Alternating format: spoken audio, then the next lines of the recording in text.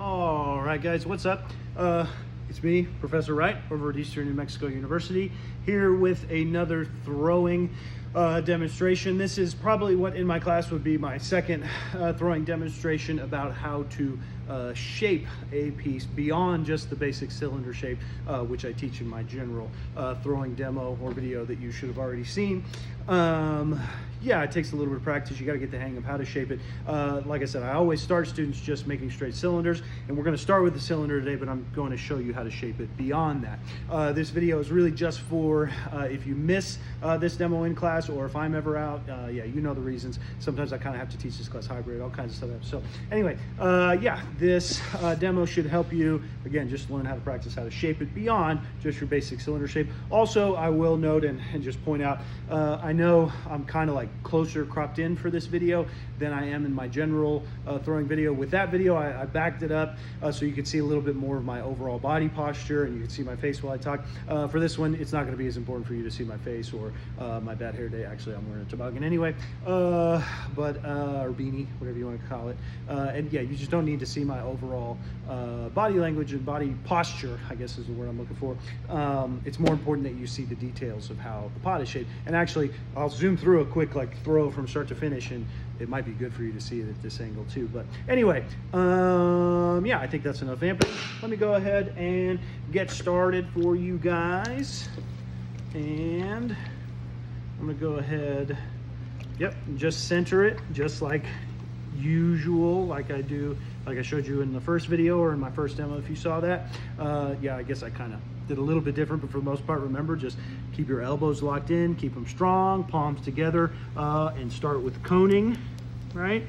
And then use your left hand as a wall while your right hand pushes down the clay into your left hand, and you make the clay form the shape of a low, wide dome.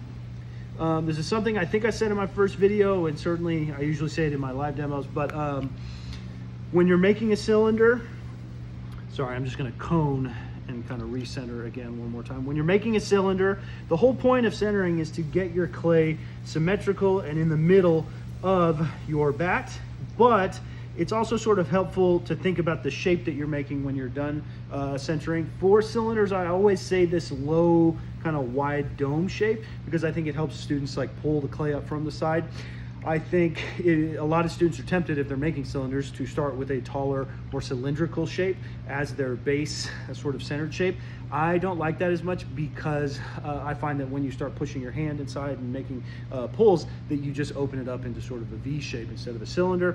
So yeah, again, I talked about this in the first throwing video, but just as a reminder, start with this low, wide dome. Let me go ahead and get this to the cylinder shape.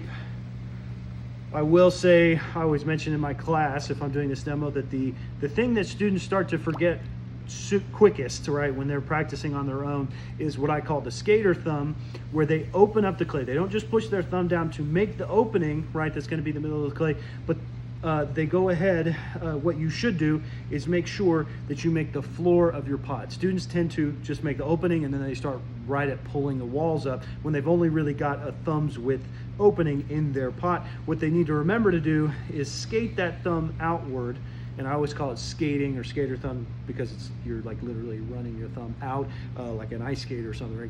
Making a nice flat floor for the inside of your pot. Don't forget to do that. Like I said, beginners just always tend to forget that for some reason. Yeah, and then you should start pulling, right? I'm gonna go ahead, just get us a nice base cylinder going here. Nice base cylinder is what I said there. Okay. Getting it going. Now, if you're just, there's no problem with ever, just using the cylinder as a nice shape for your pot, right? It makes really nice mug shapes and all kinds of stuff. But if you want to do other shapes, it really helps if you've still got this mastery of the cylinder, because once you pull the cylinder, you can always shape it into whatever shape that you need.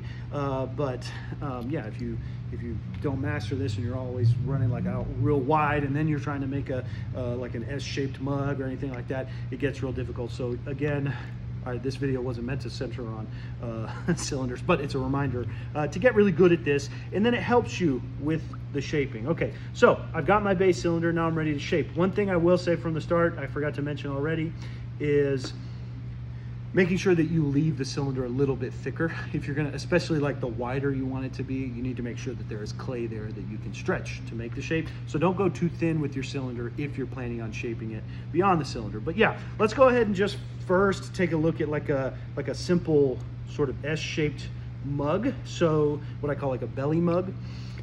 So the first thing you want to do is make that lower belly. I actually have a little more clay down here than I do in the rest of the walls, and that's okay because when you open up a belly on any pot, you actually are often going to want a little bit of clay here to help support that outward trajectory of the wall, depending on how dry or wet your clay is, but I always leave a little bit. But yeah, now I'm ready to start shaping. So what I'm doing here, really simply put, is I've got my left hand inside and I'm pushing outward ever so slightly with my left hand a little bit higher than my right hand, right? So, and I'm gonna kind of move to the side of the pot, so hopefully you can see this a little better.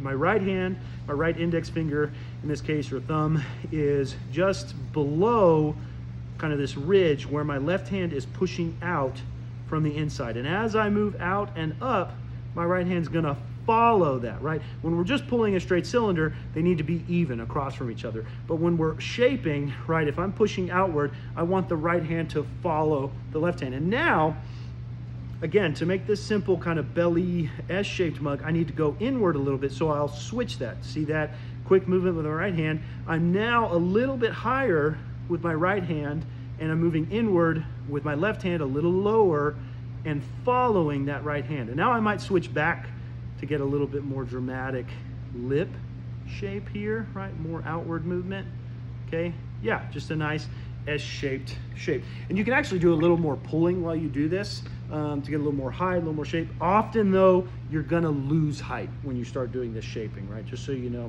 And I'm gonna keep kind of messing with this shape to get this S shape a little bit prettier. Also note that you're not going to be able to push in very much right here, right? If you push in too dramatically, it's gonna start to change the rim. You can do it, but what's gonna happen is this rim is gonna start to get a little bit uneven. And that's okay, right? When you, I can, you know, down the line, maybe one day I'll make a video of how to shape bottles and stuff like that, where you actually go up and you've got to collar in quite dramatically. There's a whole move, I teach 6 points of contact and all this stuff, to pull in for a bottleneck. And typically, if you do that, you also will need to trim the rim a little bit, right? Because that just as you move clay inward, it doesn't have anywhere to go really in terms of spreading, like spinning.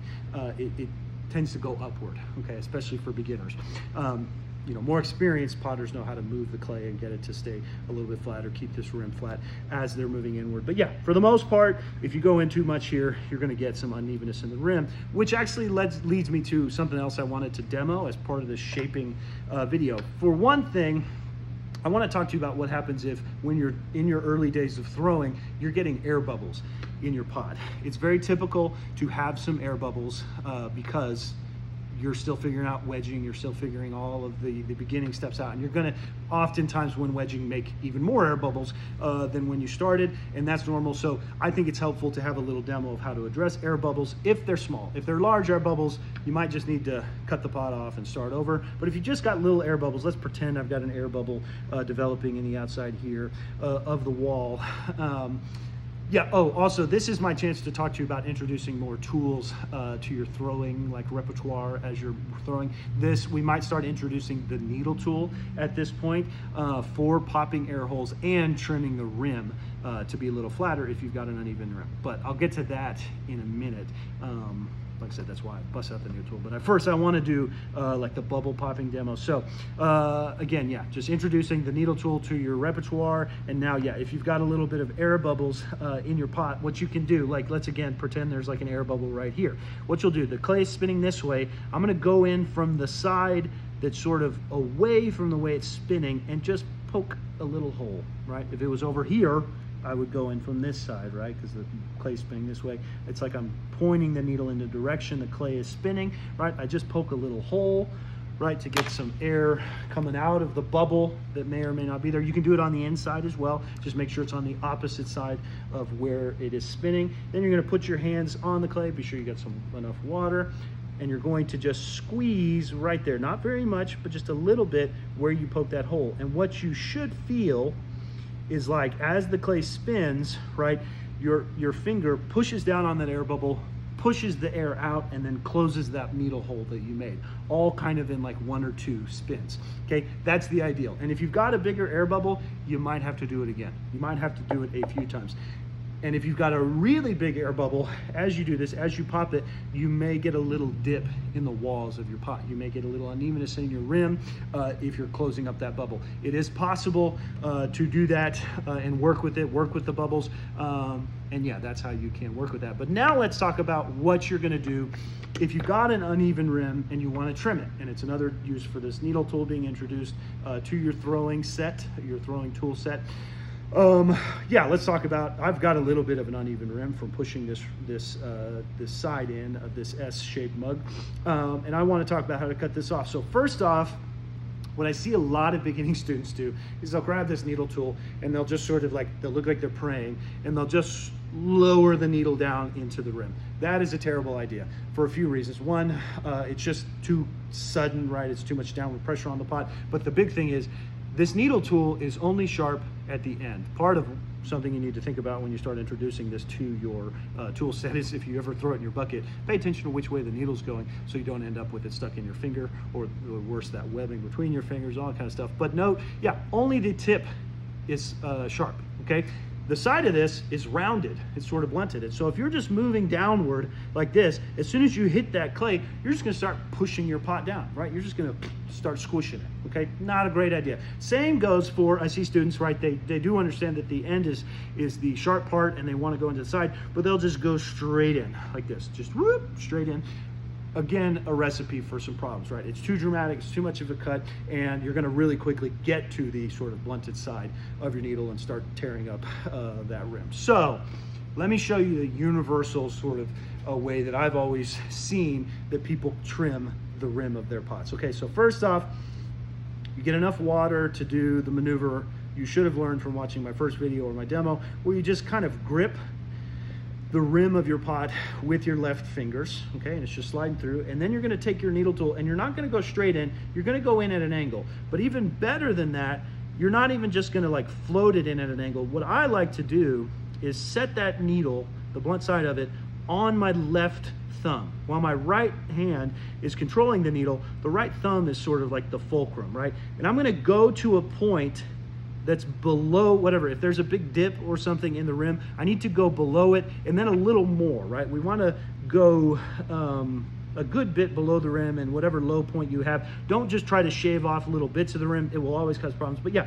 here's what we're going to do. We're going to introduce this to the side very, very slowly, and then my index or middle finger, whatever's on the inside, as I start to cut through, I'll feel the tip of the needle hit that finger. Once it gets all the way through, it goes one more time or two, and then I just, yeah, you see that was a pretty quick movement. I lift up and I'll just pick up the ring of that old rim, right? And this new rim, it might be a little rough looking at first, but once you clean it up, it should be nice and even, right? You should see much more flatness in that rim, okay?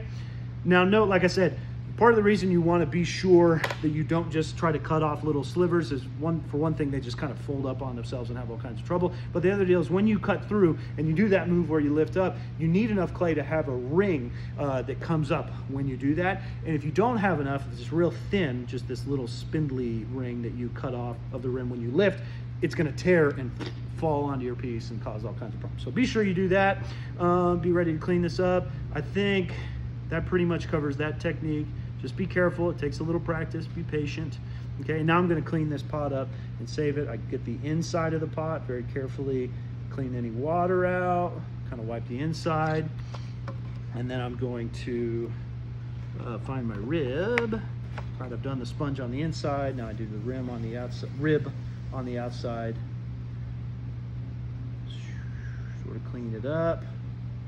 Easy peasy. This is also something, if you're interested in pots that aren't perfectly smooth on the outside, maybe you want a little spiral or something to zhuzh it up. After you've cleaned the outside, you can take your rib and give it a little dance or something if you want, right? No harm in doing that, right? That's a lot of fun. And this is time to do it right before you're done, after you've cleaned it up. And again, yeah, I'm gonna get more water, keep falling down into the inside. I'm trying not to distort the shape. You gotta be pretty careful here. But yeah, clean the inside, I've cleaned the outside. Now I'm gonna clean the rim a little bit, right? I always say sponge rib for the cleanup, right? I've now cleaned the rim. And now I'm gonna take my sharp end of my rib tool, like you should have learned in the first learn video. I'm gonna do this little undercut here, right? Bada bing, bada boom. This piece is ready to call done. And we've learned how to pop bubbles. We've learned how to trim the rim. Oh, that little rim trimming technique where you cut this to make it really flat. When you learn to make bowls later that you're planning on trimming, and you need that rim to be perfectly evenly flat, that technique will come in super handy. So remember that that was here in this video. I talk about it, I will talk about it in my bowl video. If you can't tell, I already did the bowl video. But anyway, no, I'll talk about it and refer back to this video. So if you need to know, yeah, how to do that technique, it's in this one. Okay, and now I'm going to use the beginner technique I talk about for cutting pots off the wheel. I put a little puddle opposite of the pot from me, pull out my hands all the way to the handles of the wire tool, twist it around one side, right? So it's very, very tight. I'll run it through the water, and then I pull towards myself. I often will cut pieces off with it spinning, but for this demo, you know, just to make sure beginners get that reminder, I'll use that method with the wheel stopped. Okay, now I pull this towards myself, use that water I set down as a slip and slide, pick this up and go set it on the bat that I have prepared, right? That's gonna be what I will let the pots dry on until they get to leather hard if I wanna add a handle to this or something like that. Yeah, that's what that's for. 1 second.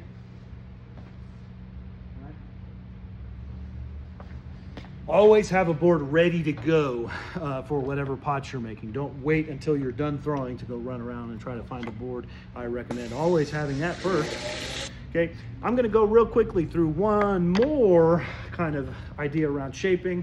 It should be much quicker. I'm gonna go super fast. Wow, this clay is a lot firmer. Okay. Oh, I hope that it got easier for you to hear me just now. The heater inside this building just kicked off, so hopefully, yeah, pretty good. Now, hopefully you could hear me before as well. Okay. Shaping. And this is a little bit different. I'm going to show you how to do just like a round pot, okay, with a spittoon rim, actually, I'll say. So, nice cylinder. Maybe I'll go a little wider on this one, just for you guys to see that, you know, not all pots have to be mug shaped in size. Okay.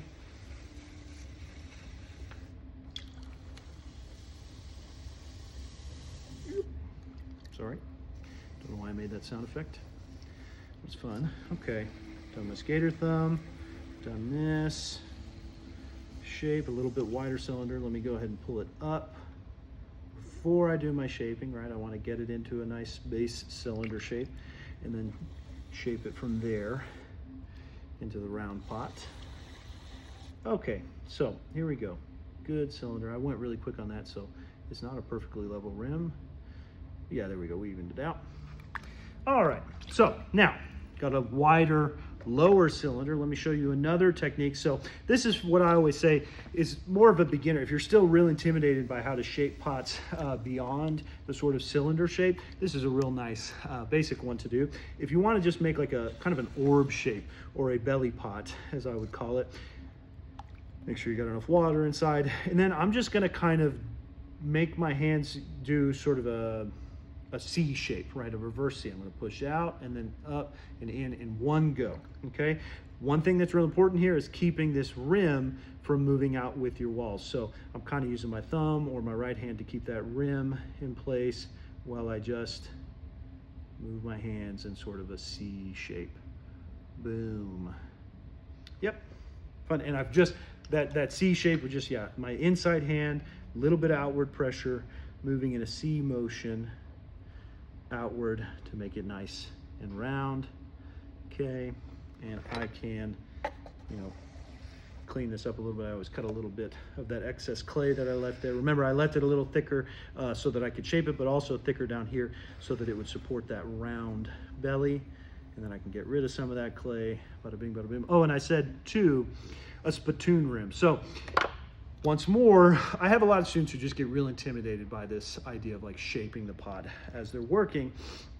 And so I always am trying to think of what's the easiest way for you to learn how to shape and not be quite as intimidated. And I have found the spittoon rim is just a great way to get a feel for how clay moves when you're trying to shape it. And it's not too high stakes and it's pretty simple. So what this is, I'm gonna have to re-wet this rim here.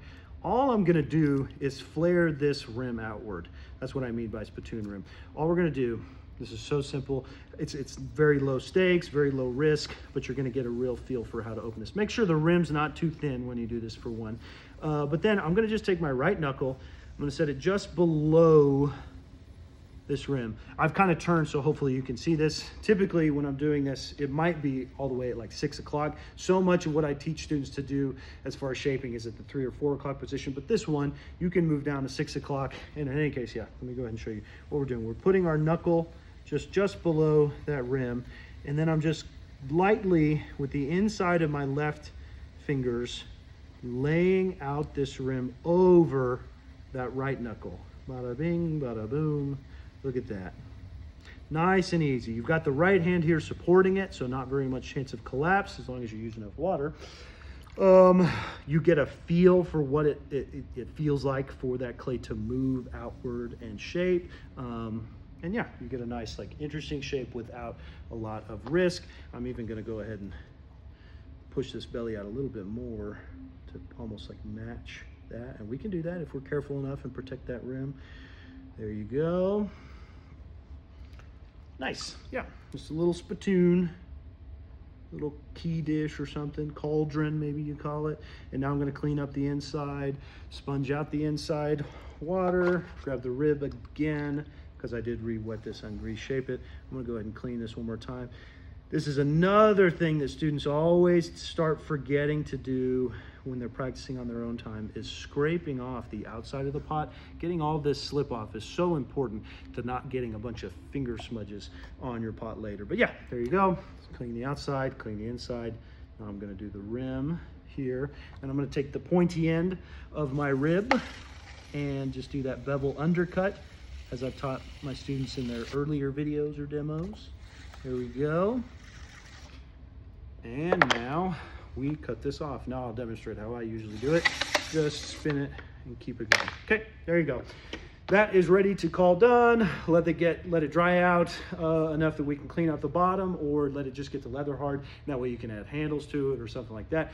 Yeah, this could be a fun little like cauldron, like I said, like a little, I don't know, bean pot, but like add handles here or something. I don't know. There's all kinds of fun stuff you can do at that leather hard stage. I'll have another video for how to clean up the base of a pot and other videos for how to add handles, all sorts of stuff. So yeah, there we go. That is the shaping demo. I hope that you enjoyed it, and look for more videos in future. Thanks. Bye-bye.